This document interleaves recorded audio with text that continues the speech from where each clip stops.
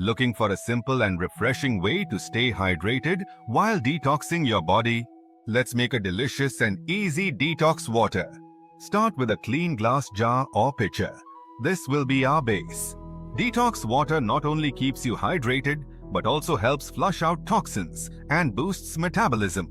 For this recipe, we'll use 3 simple yet powerful ingredients: lemon, cucumber, and mint. Lemons are packed with vitamin C and aid digestion. Cucumbers keep you hydrated and are great for your skin, while mint adds a fresh flavor and helps with digestion. Slice 1 lemon and half a cucumber into thin pieces to release their flavors effectively. Now, add them into your jar along with a handful of fresh mint leaves. Next, pour in cold water and give it a gentle stir.